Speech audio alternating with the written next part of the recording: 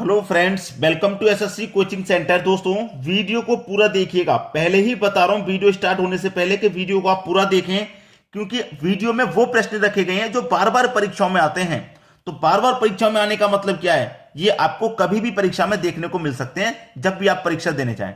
तो चलिए स्टार्ट करते हैं। पहला प्रश्न है, दो अंकों की एक संख्या इस प्रकार है कि उनका गुणनफल 8 है। यदि संख्या में 18 जोड़ा जाता है तो संख्या पलट जाती है, तो वह संख्या क्या है। दो अंकों की एक संख्या इस प्रकार है कि उनका गुणनफल 8 है। तो मैं पहले ऑप्शन में देख लेता हूं किन का गुणनफल 8 है।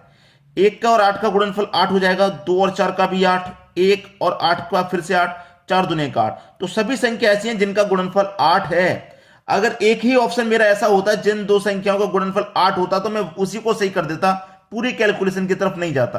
लेकिन यहां पे सभी का 8 आ रहा है तो मुझे कैलकुलेशन करनी पड़ेगी। ठीक है, दो संख्याएं मेरी, पहली संख्या ले लेता हूं मैं, पहला ऑप्शन। ठीक है, पहली संख्या और दूसरी संख्या मेरी 8, दोनों का गुणनफल कितना है भाई, दोनों का गुणनफल 8 है। 8 है, इस संख्या में 18 जोड़ा जाता है। कितना जोड़ा जाता है भैया, 18 जोड़ा जाता है। क्लियर है, इस संख्या में क्या करते हैं भाई, 18 जोड़ा जाता है। तो संख्या तो मेरी कितनी है, दोनों का गुणनफल 8 आ गया। ठीक है, लेकिन संख्या मेरी कितनी है, 18 ही तो है। इसमें 18 जोड़ा जाता है तो कितना जाएगा, 36। जबकि संख्या पलट जाती है, पलटने का मतलब क्या है, मेरे पास 18 है तो पलटने का मतलब है ये 81 हो जाए, पलट जाए इस तरीके से। लेकिन ये तो पलटी नहीं, तो ये मेरा ऑप्शन गलत। 24 को ले लूं, दोनों का गुणनफल 8 हो जाएगा, दोनों का गुणनफल 8 हो जाएगा। पहली कंडीशन सेटिस्फाई है, संख्या मेरी 24 है। अब क्या करें, इसमें 18 जोड़ देते हैं, 18 जोड़ देंगे। तो 24 में 18 जोड़ेंगे, 8 और 4 12, 12 का 2, कैरी का 1, 2 और 1 3 और कैरी का 1 4, कितना हो गया 42। संख्या मेरी कितनी थी, 24 थी, और 24 से कितनी होगी 42। तो क्या पलट गई, बिल्कुल पलट गई भाई। 2 पहले था बाद में आ गया, 4 बाद में था पहले, तो ये आपकी संख्या पलट गई। तो आपका ऑप्शन कौन सा सही हो जाएगा, ये बी ऑप्शन ही आपका सही आ जाएगा। आंसर समझ में आया, सभी को प्रश्न क्लियर हो गया। अब देखेंगे अगला प्रश्न। अगला प्रश्न है, एक दिन का कितना प्रतिशत 4 घंटे व 30 मिनट होता है। एक दिन का, देखिए आपको अच्छे से पता है कि एक दिन में कितने घंटे होते हैं, 24। ठीक है, कितने प्रतिशत 4 घंटे व 30 मिनट होता है। 4 घंटे 30 मिनट का मतलब क्या हो गया, 4.5 घंटा हो गया। तो 4.5 को आप क्या लिख सकते हैं, 4.1/2, ये भी 4.5 है, और 4 घंटा 30 मिनट ये भी 4.5 है। तो आप बिल्कुल इस तरीके से लिख सकते हैं 4.5 को। अब इसको सॉल्व कीजिए, 2 का गुना 4 से करूंगा 8, 8 में जोड़ूंगा 1 तो ये हो जाएगा 9/2। कितना हो गया, ये हो गया भैया आपका 9/2। ठीक है, अब इसका हमें क्या करना है, 24 घंटे से डिवाइड कर देंगे, 24 से डिवाइड कर देंगे और गुने 100 कर देंगे। बस प्रश्न का आंसर यहीं पे निकल के आ गया। अब देखिए क्या हो जाएगा, 24 का गुना 2 से हो जाएगा भाई, नीचे वाली संख्या ऊपर गुना में आ जाएगी। 24 का गुना 2 से हो जाएगा तो कितना हो जाएगा, ये 48। तो ऊपर क्या है आपका 9 है, बटे में क्या हो जाएगा 48, और गुने हो जाएगा आपका ये 100। ठीक है भाई, मैंने इसको सॉल्व किया तो 9/2 आया। इसमें हम क्या करेंगे, 24 से डिवाइड कर देंगे, क्योंकि एक दिन में 24 घंटे होते हैं। 24 से डिवाइड गुने 100। अब सॉल्व यही कर लेना है। 3 त्रिक का 9, 3 से कटेगा, 3 1 कम 3, 1 बचेगा 18, 3 छिक्के 18। ठीक है, अब कटा लो भैया 4 से, 4 चौके 16, 4 से कटेगा ये 25 बार में। ठीक है, और 3 का गुना 25 से कर दूंगा तो 75 हो जाएगा, और डिवाइड बटे में कितना आ गया 4, 4 से कटा लो। ठीक है, 4 से मैं कटाऊंगा, 4 1 कम 4, 3 बचेगा 35। ठीक है, 3 बचेगा 35, 4 8 32 तक कट गया। 35 में से 32 तक कट गया तो कितना बचेगा, 3 ऊपर आ गया, बटे में आ जाएगा 4। 18.3/4% होता है। यही क्या है आपका सही जवाब। ठीक है, यह आपके प्रश्न का बिल्कुल सही जवाब हो गया। पहला ही ऑप्शन आपका बिल्कुल सही जवाब है। अब निकाल लेंगे, इस तरीके का प्रश्न आएगा तो कोई परेशानी नहीं होनी चाहिए। अब देखेंगे अगला प्रश्न। अगला प्रश्न है, किसी बाथ टब को पाइप ए से 4 मिनट में भरा जा सकता है। पाइप ए से 4 मिनट में भर सकते हैं, ये भरने वाला है तो इससे प्लस ले लिया। ठीक है, तथा पाइप बी से 5 मिनट में खाली किया जा सकता है। पाइप बी से 5 मिनट में खाली कर सकते हैं, ये खाली करने वाला इसलिए माइनस ले लिया। यदि दोनों पाइप एक साथ चालू कर दिए जाएं तो बाथ टब कितनी देर में भर जाएगा। आपको सबसे पहले ये नहीं पता कि जो बाथ टब है वो कितना बड़ा है, कितने लीटर का, ये आपको नहीं मालूम। तो कैसे मालूम होगा, दोनों का आप एलसीएम ले लीजिए। तो 4 और 5 का एलसीएम आ जाएगा 20। 4 से कटाइए 20 को 5 बार में जाएगा, और 5 से कटाइए 20 को 4 बार में आ जाएगा। तो इसका मतलब ये 4 मिनट में भर रहा था, तो 1 मिनट में 5 लीटर भरेगा, तभी तो 4 मिनट में पूरा 20 लीटर भर देगा, क्योंकि बाथ टब 20 लीटर का है। ये पूरा बाथ टब 4 मिनट में भर रहा है ना, तो 1 मिनट में भरेगा 5, और ये 5 मिनट में खाली कर रहा था, तो 1 मिनट में कितना खाली करेगा? 4 खाली करेगा, तभी तो 5 मिनट में पूरा 20 लीटर खाली कर देगा। अब कह रहा है कि दोनों पाइप एक साथ चालू कर दिए जाएं तो बाथ टब कितनी देर में भर जाएगा? कितनी देर में भी भर जाएगा? देखिए, दोनों को चालू कर दें, ये भरेगा 1 मिनट में 5 लीटर, ये खाली करेगा 1 मिनट में 4 लीटर। भाई 5 लीटर 1 मिनट में भरा गया, 4 खाली हो गया साथ के साथ में, तो 1 लीटर ही तो भरा गया 1 मिनट में। और भरना कितना है? बाथ टब है 20 लीटर का, जब 1 मिनट में 1 भरा जा रहा है तो 20 लीटर कितने में भरा जाएगा भैया? 20 मिनट में भरा जाएगा। आपका आंसर आ गया 20, सी ऑप्शन बिल्कुल सही। क्लियर हुआ सभी को? अब देखेंगे अगला प्रश्न। अगला प्रश्न है, किरण के पास 50 रुपए तथा 100 रुपए के कुल 85 नोट हैं। यदि उसके पास कुल धन 5000 रुपए हो तो 50 रुपए के नोटों की संख्या क्या है? बहुत अच्छा प्रश्न है। देखिए, आपके पास 50 रुपए और 100 रुपए के नोट हैं। यहां पर मैं लिख लेता हूं, 100 रुपए और 50 रुपए के नोट हैं। ठीक है, हमसे पूछ रहा है कि 50 रुपए के नोटों की संख्या क्या है। हमको पता नहीं है क्या है, तो हम उसे मान लेते हैं कि भाई x है।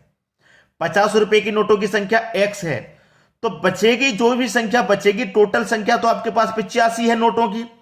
तो मैं क्या करूंगा, 85 में से मैं क्या करूंगा दोस्तों, 85 में से माइनस कर दूंगा 50 के नोटों को, तो जो बचेंगे वो 100 के नोट होंगे। 50 के नोट को मैंने x मान लिया, तो टोटल नोट मेरे पास 85 हैं। तो 85 में से मैं 50 के नोट माइनस कर दूंगा तो 100 के बचेंगे। तो मैंने टोटल 85 में से x जो माना था उसे माइनस कर दिया। क्लियर? अब देखिए, 50 का गुना x से हो जाएगा तो ये हो जाएगा आपका 50x। 100 का गुना 85 से होगा तो ये हो जाएगा 8500, माइनस 100 का गुना x से हो जाएगा तो ये हो जाएगा 100x। ठीक है, इतना हो गया। अब देखिए, ये दोनों का योग कितने के बराबर है? दोनों का योग है आपका 5000 के बराबर। कुल धन आपके कितना है? 5000। ठीक है, अब देखिए, ये जो 5000 है प्लस का, बराबर के इधर लेके आऊंगा तो माइनस का हो जाएगा। तो 8500 में से 8500 में से मैं 5000 को घटा दूंगा, क्योंकि इधर आके ये माइनस का, तो कितना बचेगा भाई? आपके पास 3500 बचेगा। ठीक है, माइनस का ये 100x है। ठीक है, प्लस का 50x, यही तो है। अब देखिएगा ध्यान से, बराबर का इधर 0 आगे मान लीजिए। अब देखिए, माइनस का 100 में से प्लस का 50 घटेगा तो माइनस का 50 ही तो बचेगा। तो माइनस का 50x इधर आके प्लस का 50x हो जाएगा। प्लस का 50x ये हो जाएगा ना भाई। 100 में से मैं 50 घटा दूंगा तो माइनस का 50 बचेगा, और बराबर के इधर आके प्लस का 50x। तो आपके पास देखिए, इधर क्या बचा? 3500, और इधर क्या बचा? 50x। ठीक है, इसमें से ये घटा दिया हमने, माइनस का 50 बचा, और माइनस का 50 इधर आके प्लस का 50। अब कटा लो, 0 से गया 0, 5 से घटाऊंगा 5 7 35 और एक ही 0, तो x का मान कितना आ गया? 70। ठीक है, तो मैंने 50 के नोटों की संख्या x मानी थी, इसका मतलब 50 के नोट कितने हैं? 70 हैं। सी ऑप्शन आपका बिल्कुल सही जवाब हो गया। खत्म प्रश्न। क्लियर सभी को? इस तरीके का प्रश्न कभी भी पूछा जाए तो आप ये कैलकुलेशन दिमाग में रट लीजिए, या सेट कर लीजिए, या फिर इस तरीके के प्रश्नों को 102 बार सॉल्व कर लीजिए, तो आपको अच्छे से याद हो जाएगा। अच्छा मेथड है। अब देखेंगे अगला प्रश्न। अगला प्रश्न है, 3 संख्याएं 5, 7, 12 के अनुपात में हैं। यदि उनमें से पहली तथा तीसरी संख्या का योग दूसरी से 50 अधिक हो तो तीनों संख्याओं का योग कितना होगा? भाई आपके पास 3 संख्याएं, पहली संख्या, दूसरी संख्या और ये हो गई तीसरी संख्या। अनुपात लिख लीजिए इनका, 5:7:12 ये है। ठीक है, कहा गया है यदि उनमें से पहली तथा तीसरी संख्या का योग दूसरी से 50 अधिक है। पहली और तीसरी का जो योग है वो दूसरी से 50 अधिक है। तो देख लीजिए, 5 और 12 कितना हो जाएगा? 5 और 12 हो जाएगा 17। दोनों का योग कितना हो गया? 17। तो दूसरी से ये 50 अधिक है, और जबकि दूसरी संख्या मेरी कितनी है? 7 है। तो रियल में देख लीजिए, इन दोनों का योग दूसरी से कितना अधिक है? भाई दूसरी से कितना अधिक है? 7 से 17 हो रहा है, कितना अधिक है? आप बोलेंगे सर 10 अधिक है। कितना अधिक है? 10 अधिक है। तो यहां पे अनुपात में तो 10 अधिक आ रहा है, और रियल में 50 अधिक आ रहा है।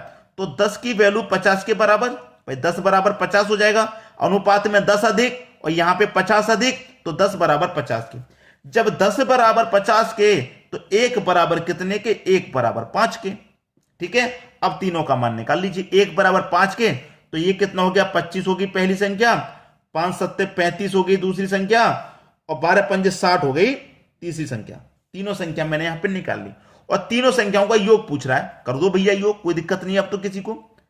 35 और 25 को जोड़ूंगा, ये हो जाएगा आपका 60, और 60 ये रहा, योग हो गया 120। योग कितना हो गया? 120 योग, जो कि बी ऑप्शन में दिया गया है।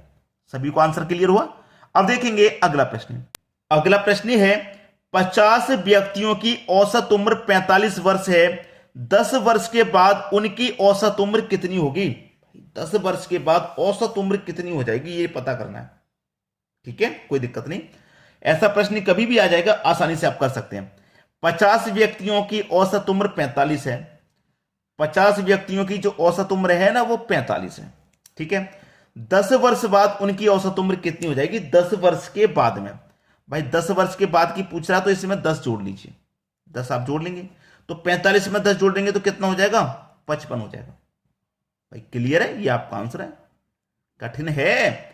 कठिन बिल्कुल भी नहीं है। जो आपको औसत उम्र दे रखी है, भाई आपको औसत उम्र 55 है, 10 वर्ष के बाद में औसत उम्र क्या हो जाएगी? 10 वर्ष और बढ़ जाएगी, तो 10 55 हो गई आपकी सीधी सीधी।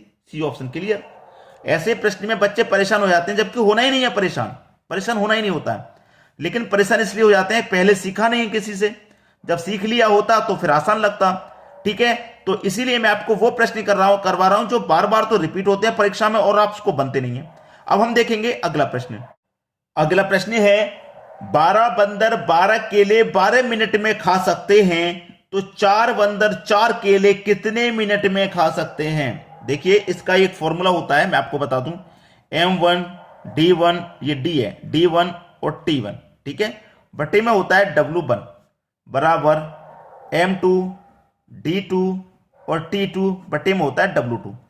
M का मतलब होता है व्यक्ति हो कोई, या कोई मशीन हो, ठीक है, कोई जानवर हो, कोई कार्य करने वाली चीज हो। तो यहां पे कार्य कौन कर रहा है? 12 बंदर है, तो इनकी वैल्यू कितनी है? 12। डी का मतलब होता है दिन और टी का मतलब होता है टाइम। तो दिन तो आपको दिए नहीं गए, दिन आपको दिए गए हैं क्या? नहीं, लेकिन टाइम दे रखा है 12 मिनट में खाने का, तो 12 आपका टाइम हो गया। डब्ल्यू का मतलब है वर्क। वर्क क्या है? वर्क है 12 केले खाने का, तो वर्क भी आपको दे रखा है। आ जाइए, बाद में कितने बंदर होते हैं? 4 बंदर, 4 ले लो। टाइम दे रखा है क्या? टाइम नहीं दे रखा है, टाइम निकालना है। भाई कितने मिनट में खा लेंगे? टाइम 2 आपको निकालना है। खाना क्या है? कार्य क्या है? 4 केले खाने का वर्क है, तो वर्क 2 आपका 4 केले खाने का। 4 से 4 ये कट जाएगा, 12 से ये 12 कट जाएगा, तो इधर बचा क्या? 12, इधर बचा टाइम 2, तो टाइम 2 ही तो निकालना था। टाइम 2 कितना निकल के आ गया? 12 मिनट। ठीक है, बी ऑप्शन आपका बिल्कुल सही आंसर। उम्मीद करूंगा सभी को प्रश्न आसानी से समझ में आ गए, किसी को भी प्रश्न में यहां कोई समस्या नहीं होगी। ठीक है दोस्तों, वीडियो देखने के लिए आपका बहुत बहुत धन्यवाद।